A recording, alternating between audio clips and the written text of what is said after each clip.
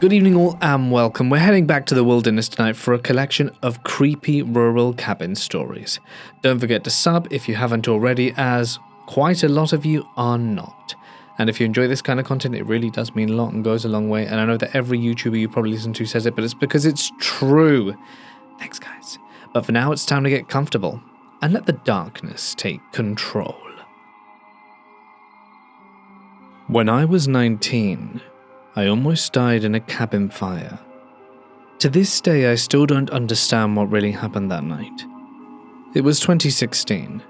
A few of us had driven out to this old rental cabin deep in the woods outside of Missoula, Montana. It wasn't anything fancy, just a one-story shack with a tin roof, a wood-burning stove, and a deck that was leaning slightly downhill. Very precarious and not really somewhere we wanted to stand. The owner was a friend's uncle, and we'd been told we could use it as long as we didn't burn the place down. That's a direct quote, by the way. Funny how that turned out. So there were 6 of us there that night. We were 19, maybe 20 a few of us, all in college or just getting there. We had a cheap Bluetooth speaker, warm beer, and a few bottles of vodka someone's older brother had bought too. The night was supposed to be relatively chill. My best friend was Ryan. I'd known him since the 7th grade. He, however, had been having a rough year. Dropped out of school and began working nights at a warehouse. That weekend was supposed to be his reset button. I remember him sitting across from me at the kitchen table, red cup in hand, talking about how he wanted to move west and start over elsewhere. We all laughed and told him he wouldn't be able to hack it. Bet I'd find better friends, he joked. It got late fast, and by the time we stumbled back inside, the fire in the stove had burnt low, just a dull red glow behind the glass. The air smelled like smoke. I remember falling onto one of those creaky bunk beds near the back of the cabin, and Ryan crashed beside me, still wearing his hoodie. The rest of the group was scattered, 2 on the couch, 1 on the floor, and 1 still outside by the fire pit. That's the last thing I remember. And the next part is a bit hard to explain, because I woke up to Ryan shaking me hard. His hands were on my shoulders, his face inches from mine, and his voice wasn't slurred nor sleepy, but sharp and clear. "Buddy, this is serious, you need to wake up." It wasn't like being half awake or dreaming. It was real. I could see the way his eyes looked wild and alert, with the glow of something orange behind him. And that's when I smelled the acrid, thick stench of burning. The air was hot against my face, and when I looked past him, the entire room was being engulfed in flames. I don't know how I was asleep through it. Smoke was rolling across the ceiling like storm clouds. The wall on the stove was already on fire. Everything clicked at once. My throat seized up. The air was too thick to breathe. Ryan backed away, shouting something I couldn't even make out. An instinct just took over. I jumped up, ran towards the window, and dove straight through it. I hit the ground outside shoulder first and rolled down the dirt slope behind the cabin. For a second I couldn't hear anything except the blood in my ears.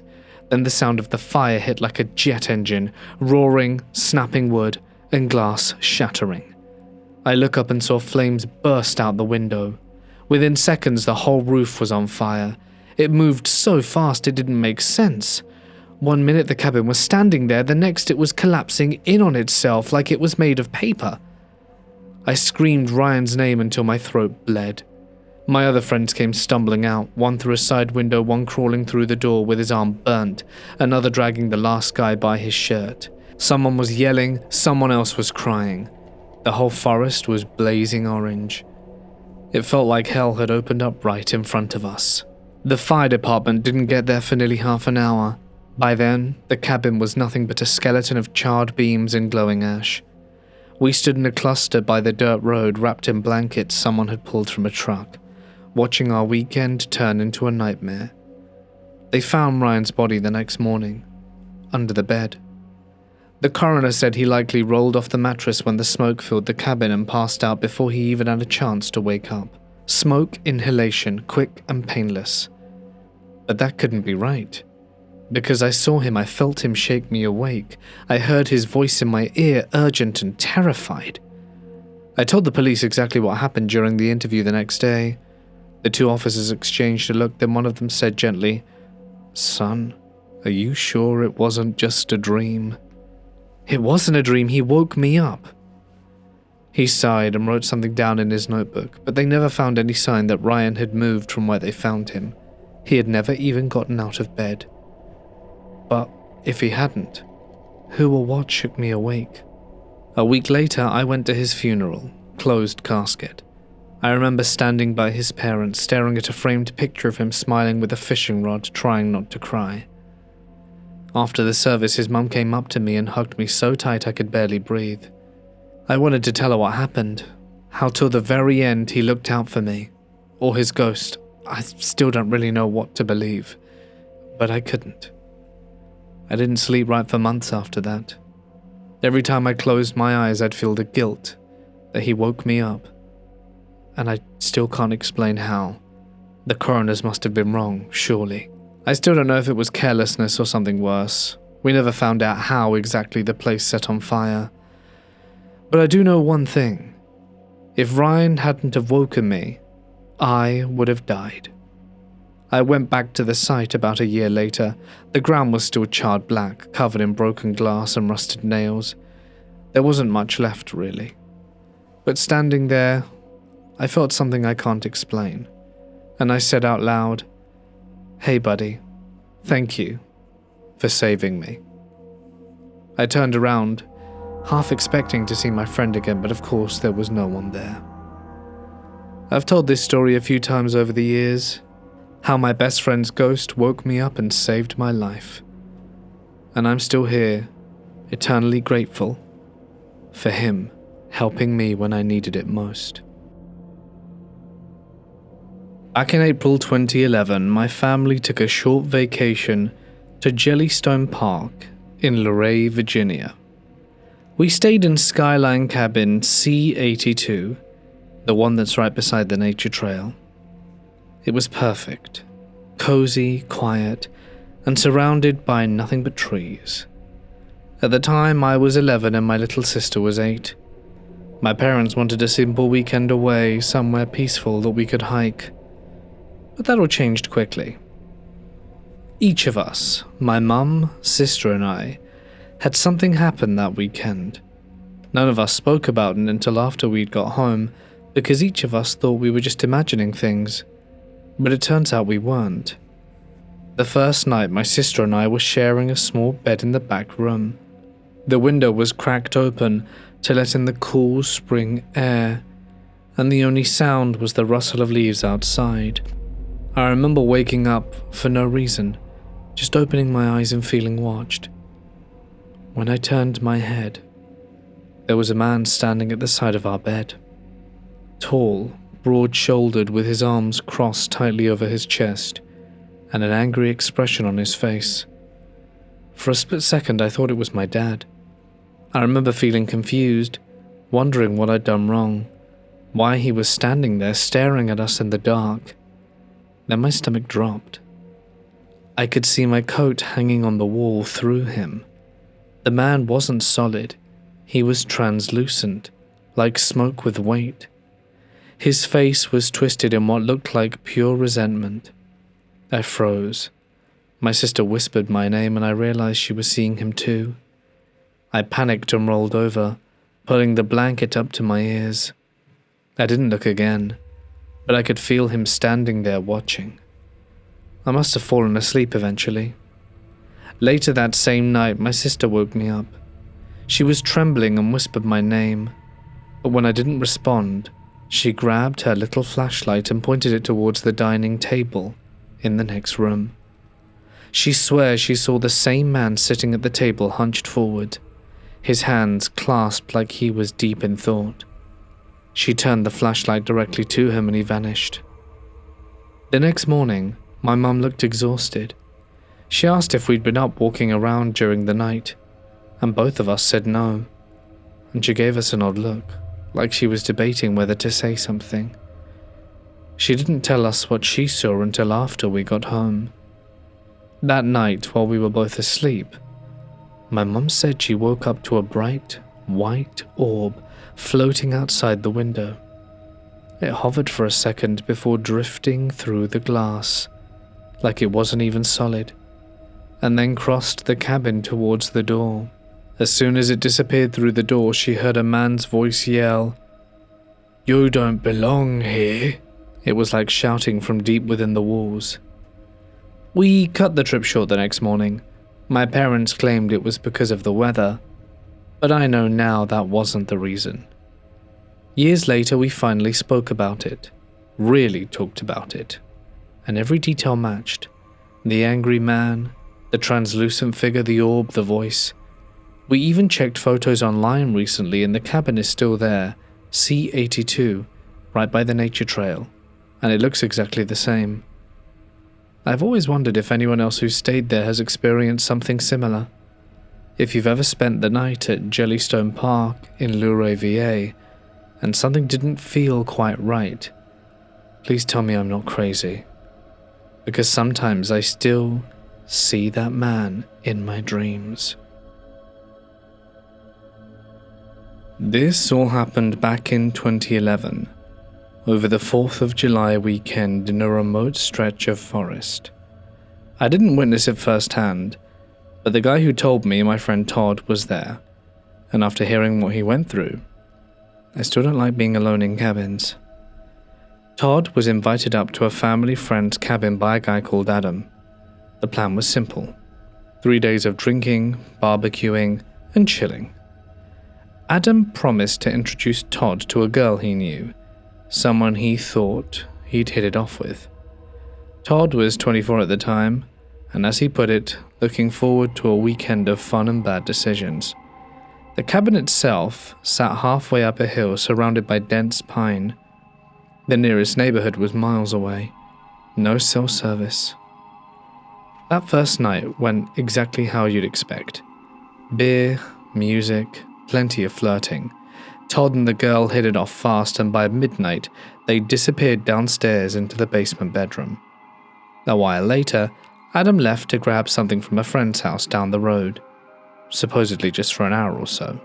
That was when Todd heard the sound of footsteps upstairs again. He figured Adam was back, but when voices joined in, unfamiliar ones, he hesitated. His date froze too. He got up, half-dressed, and went upstairs to check, and that's when he saw Chester. Chester was a guy Todd hated. They'd had some ugly history a year before. Todd said his stomach dropped the moment he saw Chester standing in the living room talking to Adam like they were old buddies. So Todd asked, "What the hell's he doing here?" Adam shrugged, trying to play it off. But Todd wasn't having it, and the argument escalated quickly. Chester stood there awkwardly, hands in his pockets, while Adam's girlfriend Sarah came out of the kitchen to see what was going on. Todd didn't even realize she was there until she looked at him, shirtless, barefoot, still flushed from the basement. Mortified, he stormed downstairs again, shouting that he was leaving first thing in the morning. The tension simmered for another hour before Adam suggested everyone cool off with a swim down at the creek. Todd didn't want to go, but Adam and Sarah left anyway, with Chester tagging along. In the chaos, Adam grabbed Todd's shorts to wear, not realizing they had Todd's wallet, keys, and cigarettes in the pockets, and by the time Todd noticed, they were gone. Todd was still furious. When the group returned, he marched upstairs as soon as he heard them come in and demanded the return of his stuff. Adam laughed, saying he'd give him back in the morning. But Todd wasn't laughing. "You have my wallet, dumbass. Give me my stuff now." The argument reignited louder this time. Sarah tried to defuse it, and Todd's date stood behind him, clearly uncomfortable. This time, Chester decided to insert himself, stepping between them and telling Todd to calm down. And that's when things almost turned violent. Todd had a temper, and Chester knew it, but he didn't back down. Adam finally said, "You know what, fine, we're going out again." And with that, he and Sarah left into the woods. Chester stayed behind for reasons best known to himself, claiming he didn't feel like swimming. He slumped down on the couch with Todd's pitbull for company. No one saw Adam and Sarah again that night. When morning came, Adam still wasn't back. Chester brushed it off, saying they probably passed out at a friend's place, but when the second night came and went, Todd began to worry. Adam's truck was still out front, his phone still in his backpack. On the third morning, Todd tried calling Sarah's phone again. This time she actually picked up. Todd said she sounded groggy and confused, and when he asked where Adam was, she froze. "What do you mean?" she said. "He's not with you?" That's when Todd's blood ran cold. "He left with you 2 nights ago," he said. There was a long silence, then Sarah whispered, "Oh my God," before hanging up. Within an hour she called back crying, saying she thought Adam had gone back to the cabin after a fight they'd had. She said she left him on the trail and walked back to the main road, assuming he'd find his own way home. Todd was furious, but also terrified. They were miles from town, deep in the woods, and Adam had been gone for a long time, in freezing temperatures. He called some friends from the city to help search. They combed through the woods all afternoon, shouting Adam's name until their throats were raw, but they couldn't find anything. And by evening they called the sheriff's department. When Sarah told the police that Adam's last known whereabouts were his cabin arguing with Todd, things took a sharp turn. That night at dawn, Todd and the others were jolted awake by the sound of boots punching on the porch. The front door was kicked in and flashlights blinded them. Armed men shouted commands. It was a full SWAT team. Todd said it happened so fast he barely had time to react before he was on the ground with a knee in his back. The dog was barking like crazy, and one of the officers told him that he would shoot the dog if it didn't be quiet. Chester was still half asleep, raised his head and yelled, "Don't shoot the dog, he's not doing anything." They cuffed all 3 of them and dragged them outside while detectives started tearing through the cabin. Todd kept asking what was happening, but no one would answer.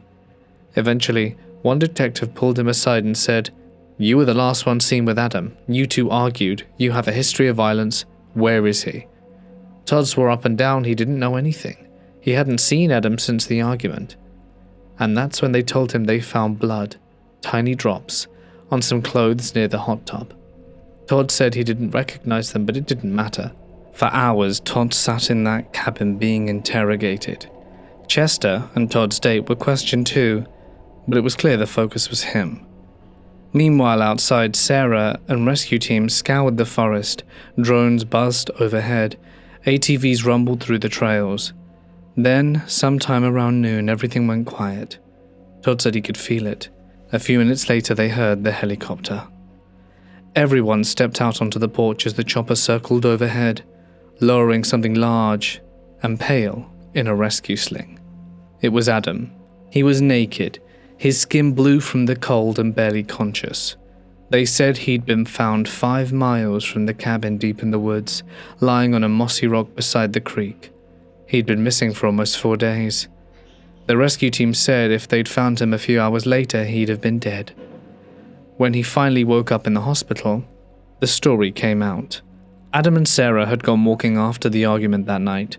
At some point, she'd stolen his debit card, and he confronted her about it. They argued again and she took off, literally ran away down the trail back towards the main road. She hitched a ride from there and turned off her phone for the next few days to avoid him. Adam, drunk and furious, wandered deeper into the woods. He must have taken a wrong turn and lost the trail completely. He had no clothes, no shoes, nothing. When search and rescue found him, he was delirious and mumbling about the lights in the trees. That was the part Todd never forgot. Adam told them he saw lights, white ones, moving between the trees. He said he heard whispering voices that sounded like they were coming from everywhere all at once. At one point he said he saw figures following him naked and pale, with eyes that reflected like animals. He thought he was hallucinating from dehydration, but the weird thing is the search team confirmed there were no signs of wildlife or people anywhere near where they found him. After that, Adam refused to go back to the cabin, and he sold it the following year. Todd moved out of state not long after, said he still dreams about that night sometimes. The police chalked the blood on his clothes up to an old injury or from someone else's visit, and the case was closed. And I don't think he has any intention of going to a remote cabin again anytime soon. This summer, I went camping in the rural Nevada area. The area I was in has a lot of Native American roots and history. This will be important for later. My dad and my younger sister and I decided to pack up early and hike down the mountain to go spend some time with our cousins who lived in a small town nearby. Calling it a town is charitable. You know when you're on a road trip and you pass through a little area with a gas station and maybe a small, slightly outdated looking grocery store and you wonder, who works there? And there aren't many houses near, and it seems like something that was supposed to be attached to something bigger but was forgotten about. Well, this was the case for where my cousins lived. Down the road from the gas station and the Burger King, down another dirt road and a few more turns, and you soon find where all these people live. It's like a little secret neighborhood, but all the houses are separated by big lots of land. It's the rancher's life out in the valley. Everybody is related in some way, either by blood or marriage, an almost too close friendship if you ask me. It's a quiet corner of the world that unless you know someone who lives there, you'll never even know exists. Anyway, my cousins recently moved there into a lavish wooden cabin. We stayed for 2 nights, and on the last night, something I think about often occurred. My cousins and my younger sister and I had all finished playing a late-night game of cards. It was dark out, and most everyone else was in their rooms sleeping. The only light that was on was the kitchen light, and moths swarmed the kitchen window and back door to try and access the light. We were all tired, so after we finished the game, we cleaned up, and I offered to take the cards out to the back porch. Since my cousins had just moved there, they hadn't unpacked everything. So they left their game boxes out on the back porch. I took the deck and stepped out the sliding door, all on my own into the quiet nighttime. I bent down to try and rearrange the stack of games so that I could make it nicer than I found it. My back was turned towards the thick brush and trees. Bugs were swarming around me and the dingy porch light. Strangely enough, I heard what I can only describe as a faint whistling. At first I thought it was my dad, because the whistle was the exact same whistle my dad uses to let us know it's time to leave. It's one of those things in life you never really acknowledge, something small that feels like you're the only one who notices it, something mundane and unspoken, yet comforting. I whipped my head to the window beside me but didn't see anything. My dad was asleep somewhere, I was sure of it. The whistling repeated 3 to 5 more times. I was less scared, more confused, still hunched over the box of games. I turned my head to the forest just for a moment, and despite my curiosity, I knew it was time to leave. Slightly ironic, right? I walked inside and went to sleep. I didn't mention it to my cousins as I didn't want to scare them, and I still haven't said much about it even after we left the area. Whatever or whoever was whistling so faintly that only someone who has heard that whistle before would recognize it, knew something so personal to me. I don't really believe in the supernatural or much folklore, but I often wonder why I heard that whistling that night, and who was the one whistling. A part of me believes something along the lines of a skinwalker. That area, as I mentioned before, is land in which there are native reservations and a lot of native history and roots. I respect the folklore, and it is an interest of mine. So I'm fairly well versed when it comes to the skinwalkers. And a small part of me believes that the knowledge I have helped me not call out or interact with the whistling in the woods. It is strange to me that a noise I've only ever heard from one person who I love dearly and am very familiar with came from something that I will never know. I just want to say that if you've watched this far, you should probably subscribe to get notified and stuff. It would really mean a lot. It takes a long time to find these stories and throw these videos together, so if you could, consider it. I'd be grateful. I grew up in a small Southern Baptist household in rural Kentucky, a place where church wasn't just on Sunday but a way of life. Anything satanic was the stuff of nightmares, that was occasionally whispered about in sermons and Sunday school, that was something you should never mess with. So when my mum first told me what she and my grandparents had found deep in the hills, it stuck with me for over a decade. This happened back in the early 2000s. My mum, my uncle, and my grandparents went horseback riding one summer afternoon on a long, narrow trail that cuts through thick wood behind my grandfather's farm. They'd gone about 2 or 3 miles when the trees finally opened up into a small clearing. Right in the center of it stood an old, rotting cabin. They said the roof sagged in the middle, boards warped, and it was dark from rain and age. There were no windows, just black, empty holes. Curiosity got the better of them. They tied up the horses and stepped inside. Immediately they could sense the place felt wrong.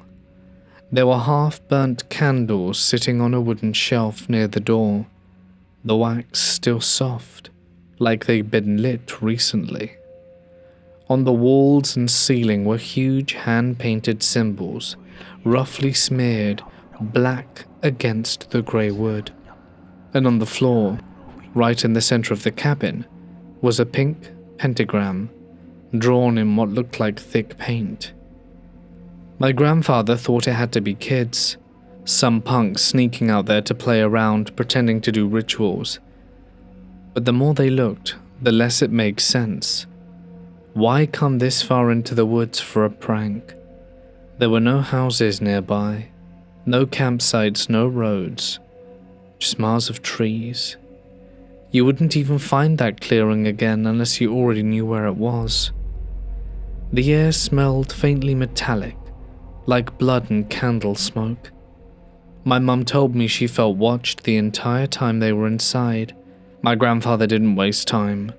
As soon as they got back home, he called the sheriff's department to report what they found. The deputy sounded uninterested and almost amused. "They won't bother you unless you bother them." That was it. There was no investigation, no anything. After that, my grandfather kept a closer eye on his property. If he heard footsteps or movement in the woods at night, he'd grab a flashlight and scan the tree line. But nothing ever came of it.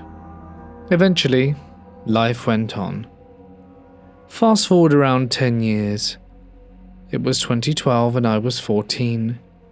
I'd grown up hearing the story, and I couldn't stop thinking about it. Part of me wanted to believe it was some old local legend, but another part of me needed to see it for myself. One afternoon, I asked my grandpa if we could go looking for it again, and to my surprise he agreed. We set off down the trail, winding through thick trees and overgrown brush. The deeper we went, the quieter it got.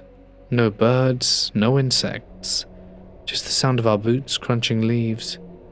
It took nearly an hour to reach the clearing, but when we did, I recognized it instantly from how my mum described it. And the cabin was still there, barely standing. The roof had caved in more, the ivy was climbing up on one side, and the door hung off one hinge. And that's when we stepped inside, and the temperature seemed to drop 10 degrees. And there it was, the pentagram faint but still visible on the warped floorboards. The paint had faded, but you could still see the lines jagged and uneven. The giant black handprints on the ceiling hadn't washed away either, smeared so high you'd have to stand on a chair just to reach them.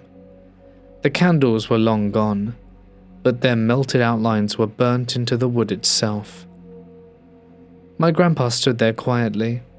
I filmed the whole thing on my phone, but never uploaded it anywhere. I couldn't shake the feeling that the air inside that cabin was more than stale, like cursed. We didn't stay long. Grandpa said we should go, and we did. As we walked back through the wood, I kept glancing over my shoulder. Every now and then I swore I saw movement behind a tree. We never went back. To this day I wonder who painted those symbols out there, what they were trying to bring up. Was it a prank? Or something real? I currently work the overnight shift at a residential treatment facility for troubled youth. Our original facility was out in the country. It was originally a hunting cabin before being refurbished and adding on for this purpose. This facility closed down recently and relocated to a more central facility in the city, which used to be a home for young mothers. I've had multiple experiences at both locations. Despite my prior history of paranormal occurrences, I don't usually assume every weird thing is paranormal in nature, especially with my graveyard shift hours. I sometimes might chalk them up to the effects of fatigue, but my experiences were validated after sharing them with some co-workers who had worked there a lot longer than I have. In our old facility from my office, you can see directly down the hallway, off which were clients' rooms. One night, out of the corner of my eye while doing paperwork around 4 a.m., I saw a pale shape emerge quickly from one of the rooms, and then dart back inside without making a sound. Now, since I wear glasses, my peripheral vision is very blurry, and since I saw this out of the corner of my eye, I figured it must have been one of the clients. It seemed unusual though, because the clients do not wear anything that pale. Also, why would they dart out and back in so quickly in the middle of the night? Suspicious either way. So as soon as I saw it, I got up and quickly went to the doorway in question to see if the clients were okay. It took me about 5 seconds to cover the distance. When I got there, the clients were clearly asleep. No way anyone could have gotten out of bed, into the hallway, and back into bed so quickly without making a single sound, or seeming so convincingly asleep, since it was quiet enough, and the building old enough that I could even hear when clients simply turned over in bed. That was the most noticeable one there. There were other times I saw shadowy figures from the corner of my eye, but they were gone so quickly when I looked closer that it might have just been my imagination. Also, there was a time when a set of curtains rustled and moved slightly on their own, even though there was no draft that could have moved them. As I checked, no nearby vents, all windows shut and locked, and there was no wind outside. Nothing else could have made them stir. After relating my sightings of the pale figure to a co-worker, they laughed and said it must have just been the lady in white. Apparently, multiple staff and clients over the years have reported seeing a female figure in white. No idea who it could have been though. These ones didn't happen to me personally, but I also heard stories of kitchen cabinets opening and closing on their own, books flying off bookshelves, and multiple sightings of shadowy figures. Now at our new facility, the one that had been used as a home for young mothers, the activity has died down considerably, though this facility has its own share of spooks. On one of my first nights here, I heard footsteps in the hallway approaching the office. In this facility, the office is on a corner, and you can't really see anything from inside except the opposite hallway wall. You have to leave the office to see down either hallway. I assumed it was a client awake and was about to ask for something, so I peeked my head out of the door, but there was no one there. The footsteps sounded light and fast, like a child's. This facility is very well lit, even at night, and if someone were approaching the office, you could see their shadows on the walls before you actually saw them. One night I saw what looked like a person's shadow moving across the wall in the way you'd expect an actual person to follow. So again, I peeked my head out, and there was no one there.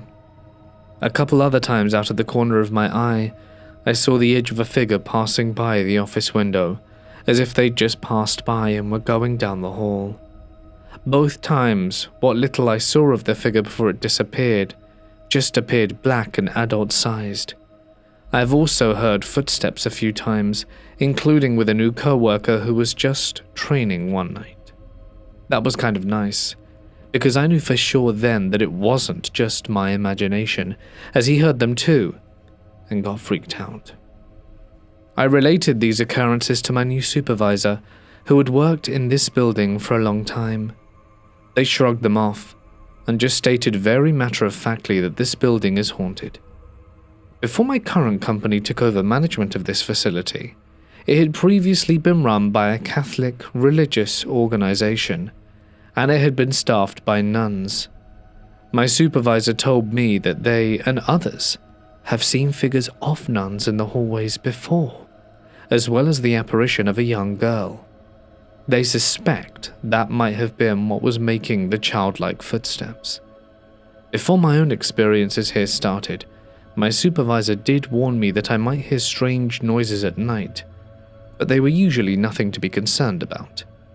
None of these things have really freaked me out that much, though I mostly just find it amusing, and I actually enjoy being in a place where coworkers have experienced things and I don't feel so alone, or feel like I can't tell anyone because I am afraid they'll think I'm crazy or a liar. It's the first job I've worked where paranormal occurrences are so commonplace and believed. I wonder if it's because of all the negative energy surrounding our troubled clients. What do you all think? Through my younger years, from about 7 to 12, my mother dated a guy on and off, which I think mostly had to do with him being in the army and staying with his family in Laredo, Texas, whenever he was home. Either way, he invited us to visit his cousin's summer cabin in Monterrey, Mexico, for a weekend.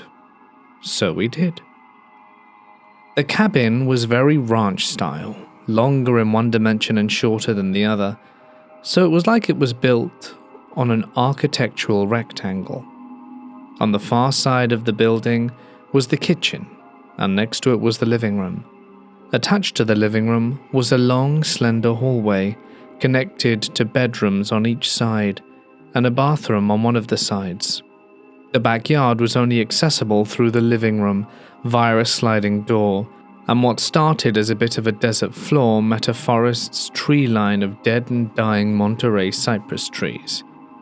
Meeting the tree line was an elevated hunting tower, which had a platform meeting at the top of a vertical tree line. I'm prefacing my experience with the following information because I believe in being open-minded in every aspect and want to tell my story rather than sell it. On our way to the cabin, my mum's boyfriend was telling us about a cursed legend of the witches of Monterrey. Apparently, they had been haunting the mountainous area for generations and were his childhood versions of La Llorona. Clearly, he was trying to scare us from the get-go, and me being so young, I was eating this up. We got to the cabin in the late evening, so we decided to stay for the night and watch M. Night Shyamalan's The Lady in the Water. After the movie, my mum's boyfriend asked me to go get something for the bedroom for him, and as I was halfway down the hall, he turned the lights off for me. Let me remind you, this was a very rural part of Mexico, so the dark was dark. And with all the scary stories at the time, and movie, I was spooked. My mum's boyfriend began to make your stereotypical ghost noise and taunt me to go deeper into the dark hallway. But I was so frightened, I remember just standing there frozen in fear. Long story short, my mother got onto him and he turned the lights back on. They comforted me, and after a few apologies we all went to bed. I can't remember how I slept that night, but I honestly wish I did. The next day we did basic tourist stuff. We went to a bazaar, embraced the city's beautiful mountain range, which seemed to hug the city, ate authentic Mexican food, and visited the main hub of the city. When the day was all done, we decided to call it and went back to the cabin.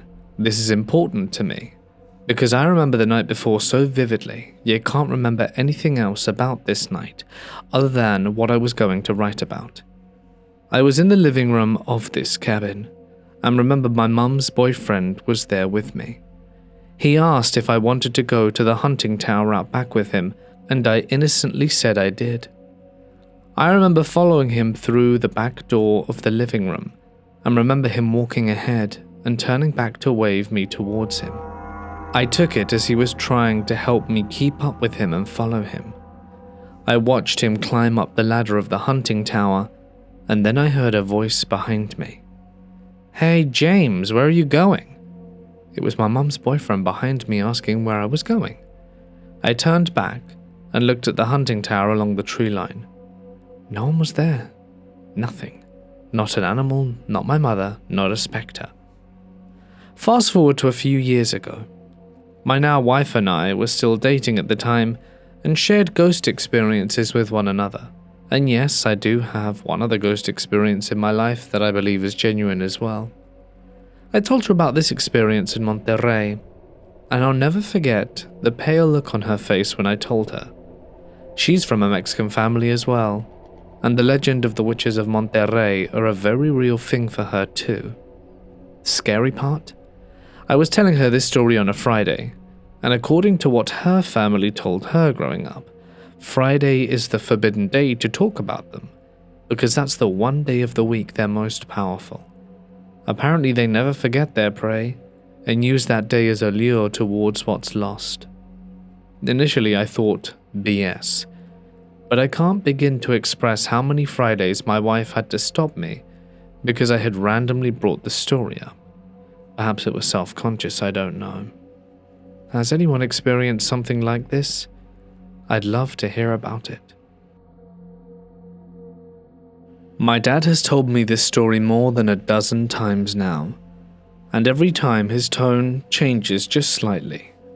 He says it's the only thing in his life he still can't rationalize or find a logical explanation for. This happened when he was in his early 30s, volunteering as a chaperone for Boy Scouts camping in the Raccoon Mountains in northwest Georgia. If you've never been there, it's a thick, hilly stretch of wood with deep ravines, cold streams, and caves that appear endless. Imagine a place where the forest swallows sound. You can't hear traffic. You can't hear the hum of the electricity pylons overhead.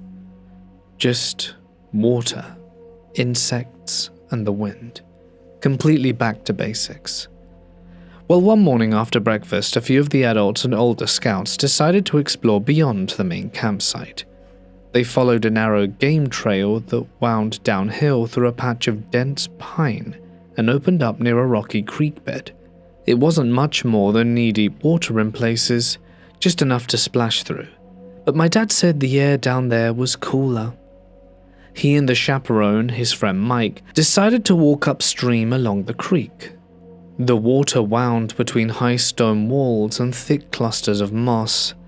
They must have followed it for close to half a mile when they came across something strange. At first, my dad said it looked like part of an old dock or maybe a collapsed bridge. But as they got closer, they realized it was a structure, a cabin. It was sitting right in the middle of the creek, half submerged with water flowing around it, even through parts of it. The building looked old, but not ancient, maybe early 1900s. The wood was dark and swollen from water, and a few of the windows were completely missing. He remembers touching the outer wall, feeling the cold, slick rot of it under his palms. He and Mike got curious and started looking for a way in. The door was warped shut, but there was a part of the roof that was caved in. So my dad climbed up one of the sides of the cabin, using the crooked boards for handholds. When he reached the roof, he crouched near one of the holes and peered inside. He could still see furniture, chairs and tables all in place, but covered in a layer of silt, like it had been underwater at some point. The weirdest part was the amount of water still inside. It was like the creek flowed directly through the cabin. He could hear it trickling and echoing inside, but the level of the water was much higher than it should have been. As he was crouched there looking in, he heard Mike call out from below, "Hey there!" My dad turned and looked down towards the creek. "Who are you talking to?" he asked. Mike didn't look up right away. He just said, "That old man over there." When my dad looked around, there was no one there. All he could see were trees, the creek, and the cabin. So he asked, "Where is he?" Mike frowned, squinting across the creek. "He was just standing there," he said after a few seconds. "Right by the stump. An old man in suspenders. I swear he waved." They both stood there for a moment listening. and all they could hear was the sound of water and the distant chatter of birds. They were a little unsettled, and decided to head back to camp and tell the others what they'd found. My dad said when they got back, a few of the scouts wanted to see it too, so later in the afternoon, they hiked back down the same way following the creek. But when they reached the bend where the cabin had been, it wasn't there. They walked further upstream, much further than they remembered, but there were no signs of it. No waterlogged boards, no remains of foundations, not even a spot where the creek bed looked disturbed. It was just rocks, roots, flowing water. Mike swore they were in the right place. My dad was sure of it too. He remembered the way the sunlight had hit the clearing earlier, the exact bend in the creek, but now it looked like the forest had swallowed it whole. He said they spent over an hour searching, retracing their steps, even checking both sides of the creek, but there was nothing. Back at camp that night, they didn't say much to the others. They didn't want to freak the kids out. But later, after the scouts had gone to bed, Mike asked him quietly, "You really didn't see that man?" My dad shook his head. "No, just you and me in the cabin." Mike nodded, but never said anything else. A few years later, when I was older, and he finally told me this story, I asked if maybe they had stumbled onto an old moonshine shack or something from the early 1900s that had since washed away.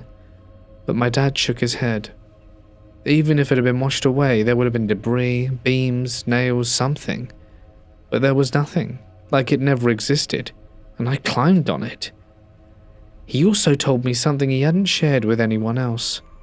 When he was standing on the roof, looking down into the dark interior, he had the strongest sense that something was standing just beneath him looking back up. He didn't see anyone, not shadow, not movement, but he felt watched in a way he's never felt before or since. That night in the tent, long after everyone else had gone to sleep, he said he could still hear the faint trickle of water in his mind. He's been back to Raccoon Mountain several times over the years, hiking, camping, even trying to locate the same creek, but he's never found it again, and neither has anyone else for that matter. I live in Phoenix, Arizona, and the summers here can be a bit brutal. My grandparents own a cabin up in the woods in the northern part of the state, and once or twice a year, we like to go up there to decompress. It was mid-July, and I had just worked 8 days straight. I had 3 days off in a row, and I decided I would head up to the Pines. It was a spontaneous idea, so I couldn't get anyone to go with me. The only ones I could get to come with me were my 2 dogs, Coco, a small French bulldog, and Braveheart, a black, well-built French bulldog. We left the valley and headed up that way, and it was nice to feel the temperature drop immediately after ascending into the mountains. I can tell the dogs are loving the nice, clean air, and I'm excited to spend the weekend with them in solitude. We arrived at the cabin. It's on a dirt road on a couple of acres. There isn't another house for another quarter mile or so on the same dirt road, as well as there being no streetlights, no noises of busy streets or freeways, and no light pollution at all. You can see every star in the sky. This is why one of the biggest observatories in the world is in this same mountain range and not too far from here. It's 9:15 p.m., and everything is pitch black. I unlock the door, set down my first set of bags, and go back to get the dogs out of the car. I turn the lights on, grab the dogs, and let them out to go to the bathroom. Although they are well trained, I have them on leashes because if they were to see an animal and escape, I would never be able to recover them, due to how thick the forest is and my inability to navigate it. We all went inside, and the first thing I did was feed them and lay out a water bowl. However, they didn't eat because they wanted to sniff around this new place that they'd never been to. The 4-hour drive drained me, so I sat on the couch, put on the television, and drifted off to sleep. A few hours later, I awoke abruptly to my 2 dogs barking aggressively at the big window in the living room. I turned off the TV and all the lights so that I could see what was outside. I have never been so afraid of the dark or the woods, but still to this day when I think about this moment I get a chill. I felt an unusual feeling of being watched, and didn't like it at all. The dogs are still going crazy, but I can't really see much. I'm definitely not going outside. I want to turn the television back on to distract myself, but I don't want whatever's outside to see me. There are no blinds on the huge, single-paned window, and they are cold to the touch. This is a small cabin, and you can hear just about every noise anyone else makes here. I eventually drift back to sleep, just to be woken up again. This time the dogs are barking at the window on either side of the house, but this one has blinds. I go over there to look out the window, and it's cracked open. There's a stick in the window sill preventing it from being opened. I'm not sure if it was really like this when I got here, or if someone just tried to open the window, but needless to say I'm on high alert. Another hour goes by and it's 3 a.m. I decided to call my grandma, who's 3 hours ahead on the east coast, and ask her if there's any possible way she could have left the window cracked last time she was here, because she was the last one to use it. I tried to dial, but that's when I realized I had no reception. And this is when the panic really started to set in. The dreadful feeling of being watched has been replaced with the feeling of being hunted, and I don't know why. The dogs are on high alert. I just have to make it 3 more hours until the sun's up, then I'm getting in the car and heading home. Suddenly, I see the porch light shut off and I try to turn it back on, but the power has been cut. I try to dial 911, but again no reception. Now, all of the time someone told me to invest in a firearm flash in my head, I really wish I had one. I'm armed with a kitchen knife and a heavy-duty walking stick, and 2 dogs, although not violent, seem to be wary of this thing or person. A part of me wants to go hit the breaker, but I don't think that's wise. Whatever or whoever is doing this has probably set a trap for me out there. Just as I'm sitting here thinking about how I can swiftly exit, I hear the sound of shattering glass. Behind it, there's a tall and slim man speaking in a language I've never heard. I freeze in shock, but my dogs retreat to the back bedroom, so I snap out of it and follow them. This is my grandparents' bedroom. I slam the door behind us and barricade it with a dresser. There's a window in the room, and it's only a matter of time until that one is breached as well. A million thoughts are racing through my head, and I couldn't help but notice my grandpa's old World War II memorabilia. And I think to myself that this old badass better have stashed a gun in here. I move swiftly looking for a firearm in his room. Sure enough, I find it. An old World War II antique pistol still intact with original rounds.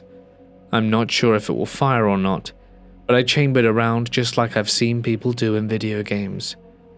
Just as I got done with the gun, the window in the bedroom shatters as well. As the man steps through, I squeeze the trigger and the gun goes off. I never shot a real gun before. It almost came out of my hand, but I got him. He fell backwards and yells at me and runs away. I tried to dial 911, but there was no reception. Now it's 4:15 a.m. and I just need to make it another 15 minutes until the sun comes up, and then I'll get the dogs and head to the nearest sheriff's office. The time passes as I try to keep the dogs in the master bathroom so they don't step on glass. They're very shaken up, and I can tell they don't feel right. I sit on the ground staring at the window, ready to fire another round for the remainder of the night, and as soon as I see the sun come up, I take the dogs out of the restroom, and the first thing I notice was that my tires were slashed. So thankfully it was a good idea I didn't try and make a run for it. The next thing I noticed was the power box. The lock had been broken and the power cut. After that, I noticed a trail of blood leading from the master bedroom window into the woods. I walk with the dogs about a mile down the road until I get reception. I would dial 911 and tell them what happened, and then I called the towing company. I thought about walking to the neighbors, then the thought of him being a suspect popped into my mind, and I decided to contact authorities and keep it to myself. I walk back home, and an hour later the sheriff arrives, an older guy who didn't seem to care much at all. He said it was probably just kids playing a prank and I shouldn't have shot anyone, but no detectives came or anything like that. The sheriff even confiscated the gun and disassembled it right in front of me. Irate, confused, and tired, I carry on and talk to the tow truck driver who took us all the way back from Phoenix. A few things stick in my head about the night. One of them being I never got the name of the sheriff because A, he never told me, and B, I was too shaken up to ask. I called the local sheriff's office to follow up, but they have no record of the incident and no record of my grandfather's firearm. I still wonder to this day who that was. What did they want from me? Did they survive the wound? Was the man a feral person? Because I forgot to mention earlier, he possessed the strongest body odor I'd ever smelt on a human before. I guess I'll never know the answer to those questions. I'm just glad everything turned out okay, and my dogs didn't get injured. Needless to say, I won't be taking a solo trip into the cabin in the woods ever again, and if I do ever go back, I'm bringing my brothers with me who both served as Marines and aren't afraid of real violence. If anyone in northern Arizona has ever experienced anything like this, please let me know. I'd love to get some clarity on this whole weird situation. Before I start, I want to clarify that this isn't some made-up story or local legend. This actually happened a few weeks ago near the end of May, and I'm looking for some input on what it could have been. My family and I went on our annual summer vacation in the Smoky Mountains, part of the Appalachian Range, in late May. It was absolutely beautiful. I loved every part of the trip. The people we met were friendly and welcoming, and the whole place had a calm and peaceful atmosphere. We stayed in Gatlinburg, a nice, rented cabin up in the mountains. There wasn't any bad energy or creepy feeling at all, just a nice, relaxing getaway, with a warm, mountain community. On our first night there, we had a family game night to unwind. I'd slammed a Monster beforehand to stay awake, since I tend to get tired early, and I didn't think much of it. I'd never had a bad reaction to caffeine before, but I wish I hadn't that night. It's not the most relevant part of the story, but it matters because things got strange later. After a few hours of playing Ticket to Ride, my older brother's favorite game, and some other card game that I was too out of to remember, we decided to call it a night. I went to bed, but I had trouble sleeping. My heart was racing, and my body was reacting badly to the caffeine. I'd figured I'd just have to wait it out. But then I started hearing something strange at the front door, something that immediately made the hairs on my neck stand on end. The cabin had two doors, a glass outer one and the main wooden door behind it, which locked with a keypad.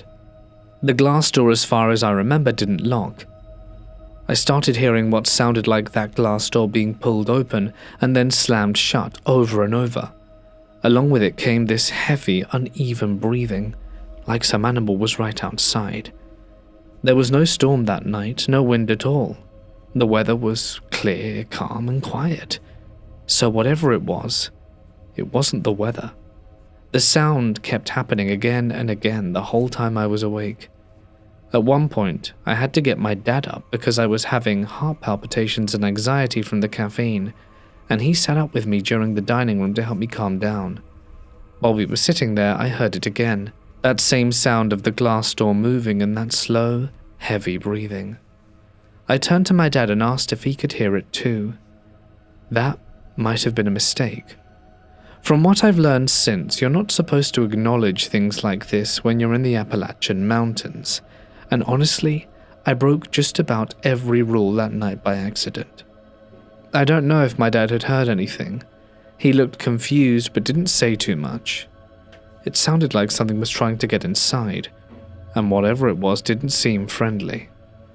Eventually I went back to bed, pulled the covers over my head and tried to ignore it. But the noise kept coming and going throughout the night. Every time I woke up, I'd hear it again. The soft creak of the glass door, that low breathing, and I refused to look outside. I kept the curtains shut and tried to pretend it wasn't happening. Even during the rest of the trip, I couldn't shake that uneasy feeling. Any time we went into the backyard after dark, something felt off. I couldn't stand being out there alone after dusk, even with others around. I always had this strong sense of being watched from the trees. It wasn't just mild paranoia either. It felt focused and specific, like there was something out there staring at us, especially when I sat in the hot tub alone. I kept my back turned to the woods. The feeling got stronger whenever I faced that direction, like my instincts were screaming at me not to look. I felt like my body knew something was there, and that it did not have good intentions. I've had several paranormal experiences throughout my life, but the feeling I've had that night was almost identical to those. I've never seen anything directly, but whatever that presence was outside in our cabin gave me the same deep, instinctive chill I get whenever something truly unexplainable occurs. Hey guys, it's Mort here, and thank you so much for listening. I hope that you have enjoyed tonight's collection of cabin stories. I'd love to get your thoughts down below. I myself found the one of the fire particularly gripping, and yeah, I'd love to get your thoughts. I would like to remind everyone that if you would like your birthday shout out, you better let me know quick, because I am rounding up October's topics, so if that's you, feel free to check out my Patreon, where we have some exclusive stuff, like just today we launched, checks notes, some Under the Bed stories. That's right, Under the Bed. They're pretty good, so if you'd like to listen to them early, check out Patreon again. But that's it from me. Without a final thank you, of course, to our current members and patrons whose names can be seen on screen. You know, there are perks, and you get your name in the credits too and stuff. Alright then, guys. More videos on screen now, probably. Stay awesome, and I'll see you in the next one. Good night.